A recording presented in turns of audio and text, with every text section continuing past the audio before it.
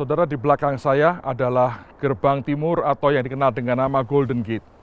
Ini merupakan gerbang yang sangat kontroversi, bentuknya beda dengan gerbang-gerbang lain di tembok Yerusalem. Ada hal yang menarik dalam cerita gerbang ini. Yang pertama, kalau kita membaca di Alkitab, kelak ketika Tuhan datang kedua kali, Dia akan masuk lewat gerbang ini dan Dia akan membangun yang namanya Yerusalem baru. Tapi ada sejarah panjang daripada Golden Gate ini. Kalau Anda perhatikan, gerbang ini ditutup rapat sekali. Kenapa? Di zaman kerajaan Turki Ottoman, mereka takut kalau sampai Mesias datang, maka orang-orang Yahudi akan berkuasa kembali di daerah ini. Karena itu mereka berkata, tutup gerbangnya supaya Mesias tidak datang.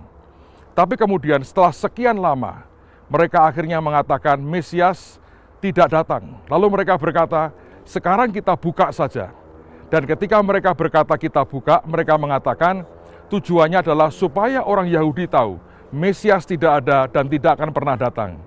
Yang menarik adalah zaman Turki Ottoman, pada waktu mereka menetapkan untuk membongkar akan tembok yang menutupi akan gerbang ini, maka pada tanggal yang sama yang mereka rencanakan, Yerusalem jatuh ke dalam tangan pemerintah atau tentara Inggris. Akibatnya, gerbang ini tidak pernah dibuka. Lalu kemudian oleh Inggris diserahkan kepada kerajaan Yordania. Dan suatu hari Raja Yordan juga mengatakan yang sama. Mari kita akan coba buka lagi akan gerbang ini. Dan mereka menetapkan tanggalnya.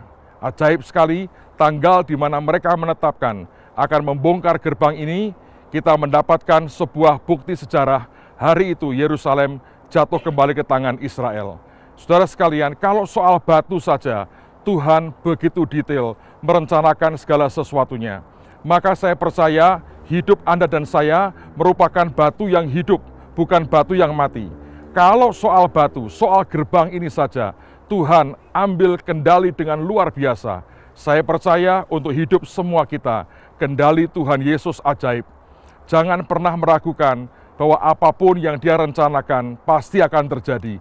Manusia mungkin merekakan yang jahat, manusia mungkin ingin mencoba mengubah destiny kita. Percayalah bahwa Tuhan pegang kendali kehidupan kita. Kalau soal gerbang, Dia kendalikan begitu sempurna, Dia kendalikan begitu baik, apalagi kehidupan kita. Hidup kita lebih berarti dibandingkan batu-batuan ini.